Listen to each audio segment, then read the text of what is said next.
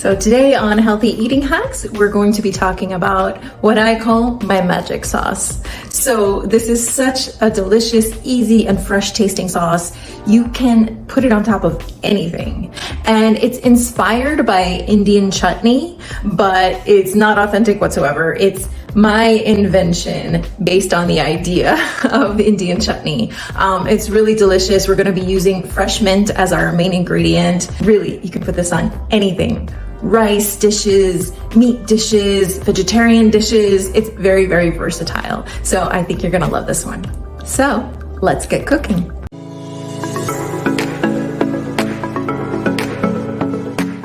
So we're gonna start out with a bunch of fresh mint. Make sure to take a moment to inhale it because there is nothing like the smell of fresh mint. It's so nice. So I do grow mint on my balcony. However, I used a lot of mint the other day, so my plant has not regrown yet. So I did get this at the grocery store. Often you can find better prices on fresh herbs at, maybe smaller markets, or if you have a farmer's market near you. But wherever you find your mint, that's great. Just make sure it's nice and fresh. And now we're gonna give it a good wash.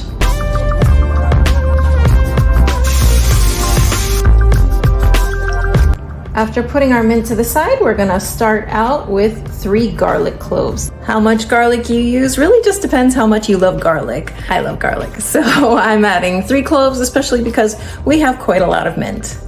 And then you're just going to chop up the garlic somewhat finely. Don't overthink it because it's going to go in the blender.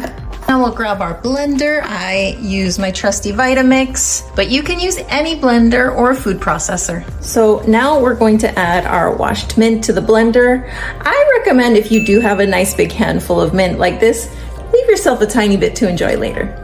Having some water or sparkling water with some fresh mint leaves and a little bit of fresh lime juice or lemon is delicious. So from here, we're going to put our mint into the blender. So don't go crazy with it, but just twist them off, just some of the really hard stems here, because they're really not gonna add too much flavor. So now from here, we're gonna cut our limes in half. So now we've added the juice of 2 limes. Now we're going to just add our garlic, just throw it in the blender. See how easy this is?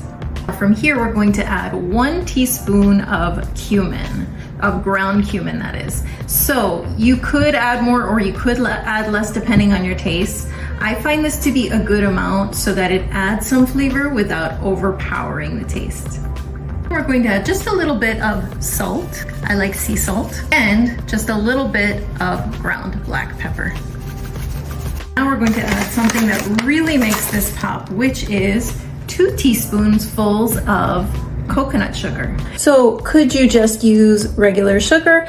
Yes, probably you could, but coconut sugar just adds that extra caramel-ish touch. I think it adds a lot, so I think it's delicious.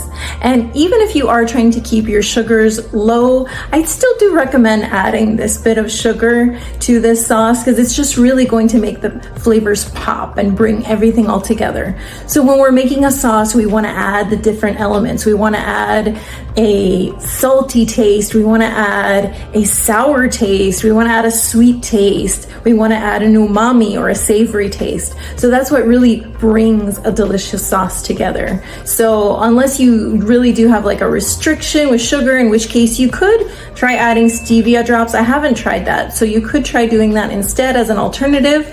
But if you are able to tolerate a little bit of sugar, I do recommend this little amount. And I found for this recipe, you really don't need dairy at all. You won't miss it. So what I'm using today is a cashew yogurt. This is forager yogurt. I always keep this around, but then I also make my own homemade coconut yogurt. I'll put a link in the description to that if you're interested. So really, you could use either one, see how you like it, but some type of yogurt should be added now. And that's it. Now we're ready to blend.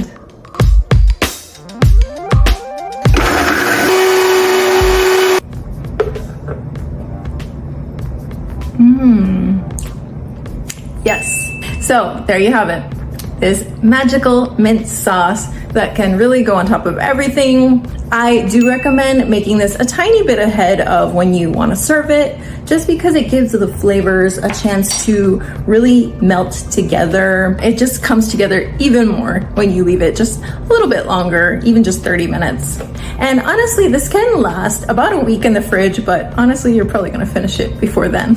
I hope you enjoyed this video. Healthy Eating Hacks is an ongoing series. If you like, check out in the playlist some of the other Healthy Eating Hacks videos that we have. If you like this video, please consider giving it a like. It's always super appreciated.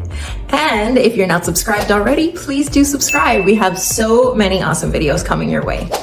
Thank you so much, and I'll see you in the next video.